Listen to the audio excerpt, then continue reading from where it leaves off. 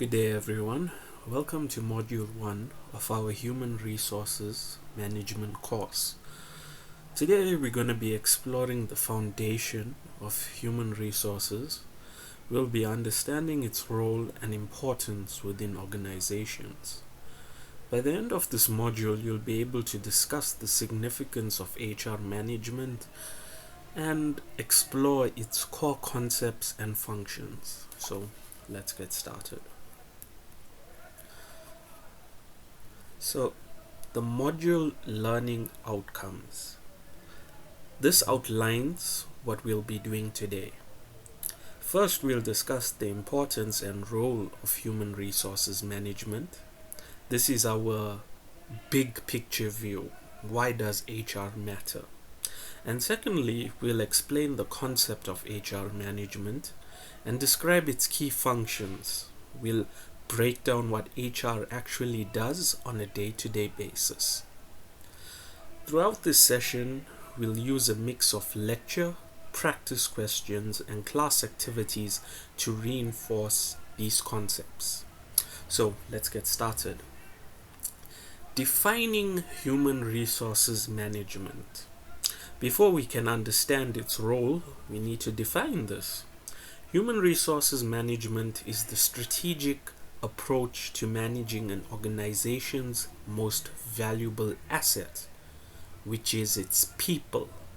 It's about creating systems and processes that help employees perform at their best while supporting the organization's overall goals. We'll explore this definition through 3 specific learning objectives. First, we'll describe the role of HR. Second, we'll discuss the trend shaping HR today. And finally, we'll examine the functions of HR management. So let's begin with the role of HR.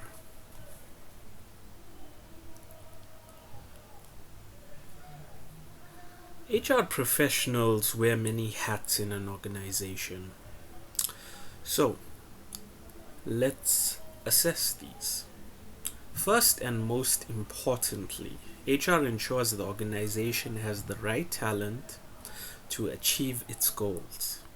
This means recruiting, developing, and retaining the people who will drive the business forward.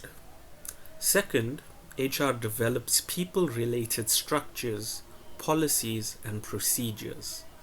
Think of this as creating the framework that guides how employees are hired, evaluated, promoted, and supported. Thirdly, HR ensures compliance with internal policies. This basically means making sure everyone follows the organization's rules and its standards. Fourthly, HR ensures compliance with federal and state legislature. This is the legal side, making sure the organization follows labor laws, anti-discrimination regulations, and workplace safety requirements. Now, here's something I want you to remember. HR professionals are guardians and champions. They practice and promote behaviors that lead to a healthy and productive culture. They both protect the organization and its employees. This dual role, protecting the company while advocating for employees, is what makes HR both challenging and rewarding. So, trends in human resource management. So think of it this way. HR doesn't operate in a vacuum. The trends shaping HR are the same trends shaping businesses globally.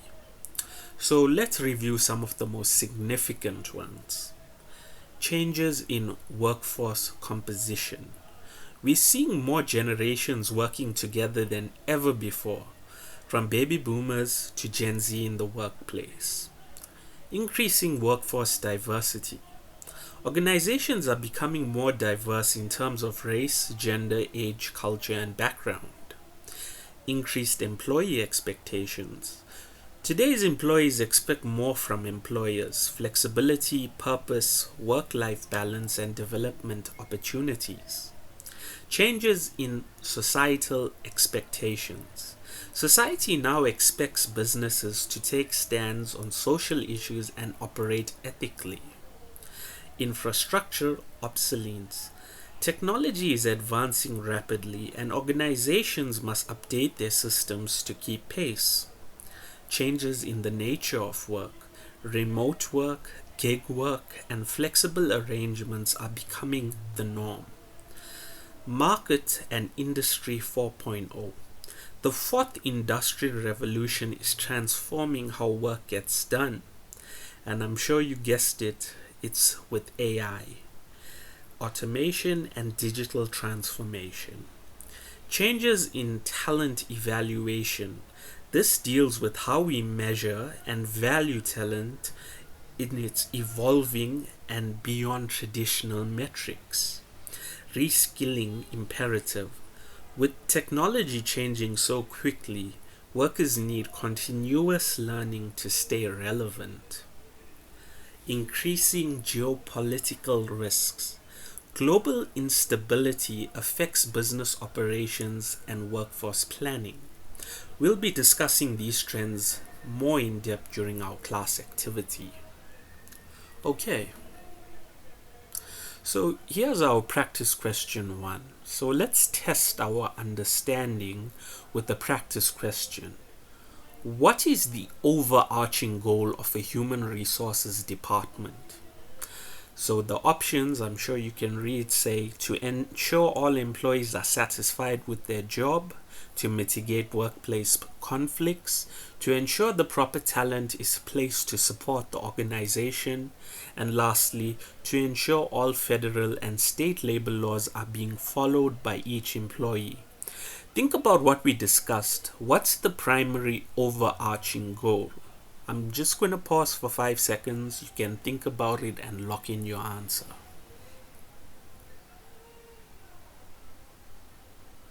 Okay, the correct answer is C, to ensure the proper talent is placed to support the organization.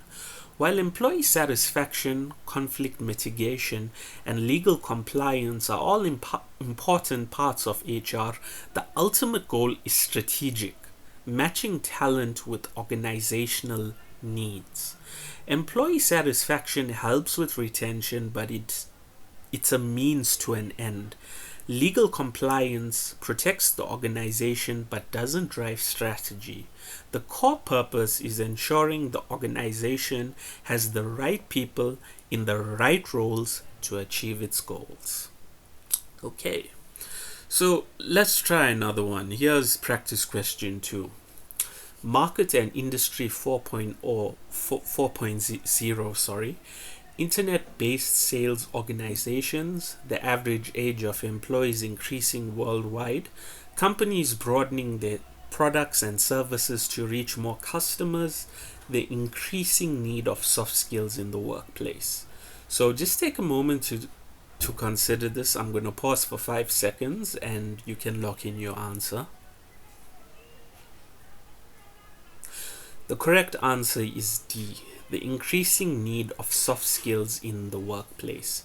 Industry 4.0, I don't know why I keep saying O, represents the fourth industrial revolution, characterized by automation, artificial intelligence, and digital transformation. As technology handles more routine tasks, human skills like critical thinking, creativity, emotional intelligence, and communication become more valuable. While the other options touch on business trends, they don't capture what Industry 4.0 specifically means for HR. The shifting demand towards skills that technology cannot easily replicate. Think of it that way. Okay. So now this brings us to our class activity, and you can discuss this with your classmates. I'd like you to take about 10 to 15 minutes to discuss these questions by yourself or with your classmates if you all are watching. Which trends have you seen in your experiences? Think about your own workplaces or observations. Have you noticed diversity increasing? Have you experienced remote work? Which trends are surprising? What caught your attention on that list? And is there something you haven't considered before? Are these trends you feel more important than others consider? If you had to prioritize, which trends would you focus on as an HR professional? Are there trends not listed here that should be considered? Think about your own experiences, if there's anything missing. So just think about this, take about 10 minutes to discuss this. I'll listen to what you have to say, and then we'll share some highlights with the class. Okay, so let's move on. The functions of human resources management. Okay, so now we're going to dig deeper into what HR actually does. We have 5 learning objectives for this section. We're going to describe the functions of human resource management, which are basically the core areas of responsibility. Secondly, we'll describe key HR metrics. This is how we measure success. Thirdly, we'll evaluate HR as a career. Is this a path you may consider? Fourthly, we'll identify HR training options. How do people enter this field? And lastly, we will identify HR development options. How do HR professionals advance? These objectives will give us a comprehensive view of HR as both a profession and a function within the organizations. So, understanding the functions of HRM. Let's break down the 4 main functions. We'll start with staffing. This includes workforce planning, recruitment, selection, and onboarding. It's about finding the right people for the right roles at the right time. Training and development. Once employees are hired, they need to be developed. This includes orientation, skills training, career development, and ongoing education. This is crucial for both employee performance and retention. Compensation. This covers salary, wages, benefits, incentives, and rewards. It's about fairly and competitively compensating employees for their contributions. Then we have administration. This includes HRIS management, record keeping, compliance, employee relations, and policy enforcement. It is the behind-the-scenes work that keeps HR running smoothly. Together, these 4 functions create a complete HR system. They work together to attract, develop, compensate, and support employees throughout their employment life cycle. We'll see these functions in action in the next practice question. So let's move on to metrics. These are quantitative assessments used to measure the effectiveness of HR practices. Why do metrics matter? Because they help HR professionals make data-driven decisions, demonstrate their impact on the organization, and identify areas for improvement. So let's look at some key categories of HR metrics and specific examples within each. Human resources metrics. Okay. So here we have HR staff metrics. Total HR staff. How many people work in HR? HR to employee ratio. 1 HR person for how many employees? This helps determine if the department is appropriately staffed. HR expense to operating expense ratio. What percentage of the budget goes to HR? HR expense per FTE ratio. How much does HR cost per full-time employee? Then we have the compensation metrics. Annual salary increase. How much are salaries growing year over year? Salaries as a percentage of operating expense. What portion of the budget goes to the payroll? Then we have employment metrics, time to fill. How long does it take to fill an open position? Cost per hire. What does it cost to recruit and hire a new employee? Number of positions filled. How many roles have been staffed? And annual turnover rate. What percentage of employees leave each year? These metrics help organizations understand their HR efficiency and effectiveness. They're essential for strategic planning and continuous improvement. So, working in human resources.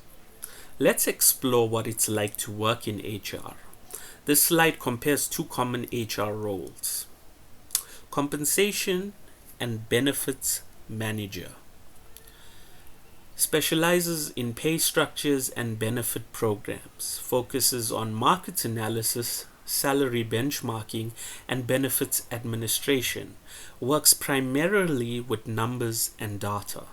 Then you have the human resources manager, has broader responsibilities across all HR functions, oversees recruitment, employee relations, training, and much more.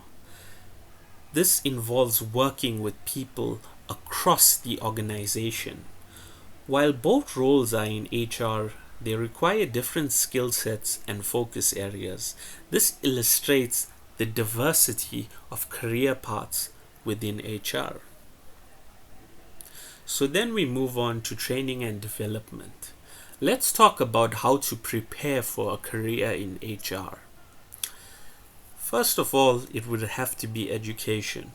Most HR positions require a bachelor's degree. A master's degree can be helpful for management positions. Relevant coursework includes business communications, finance, HR management, and management in general. Relevant coursework is so fundamental because you need a core understanding of HR theory to actually integrate the principles in your day-to-day work. So then let's move on to experience. Relevant work experience is valuable, especially internships, HR assistance roles, or related business experience. Then you have soft skills. Every HR position requires strong interpersonal and soft skills. Communication, empathy, conflict resolution, and ethical judgment are essential. Then you have professional development. Professional credentials or certification can advance your career. Key organizations specializing in HR development include Society for Human Resource Management, World at Work, and HR Certification Institute, HRCI. These certifications demonstrate expertise and commitment to the profession. So let's move on to our practice question 3. Let's apply what we've learned with another question. So Chandra is responsible for ensuring that each employee fills out their new hire paperwork. She will then create files for each employee to store documentation throughout their employment. This is an example of which function in human resources management: staffing, training and development, compensation, or administration. I'm going to give you 5 seconds, lock in your answer, and then I'll state the correct answer.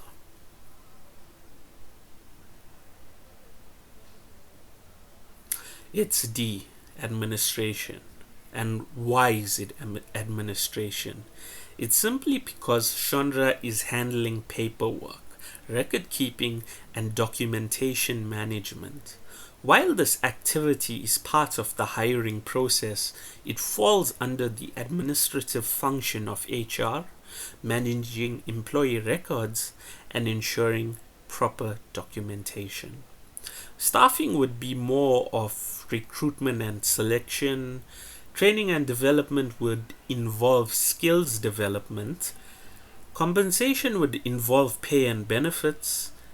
Administration I'm sure you guessed it, covers the record keeping and compliance aspects we see in this example. So our next question. A startup company wants to see how much they are spending on hiring and training new employees. They have discovered by spending slightly more on training and developing, they are able to retain more new employees and have less annual turnover. Which HR metric describes this number? HR expense per FTE ratio, salaries as a percentage of operating expense, cost per hire, number of positions filled. So, consider which metric specifically measures what the organization is spending on bringing new people in. So I'm going to pause for 5 seconds. You'll lock in your answer. The correct answer is C, cost per hire. This metric specifically measures the total cost of recruiting and hiring new employees, including advertising, recruiting agency fees, interview costs, and training expenses. The scenario describes exactly this. The company is tracking what they spend to bring new employees on board and train them. The other options measure different things. HR expense per FTE looks at overall HR costs per employee, salaries as a percentage show payroll costs, and number of positions filled counts hiring volume without costs.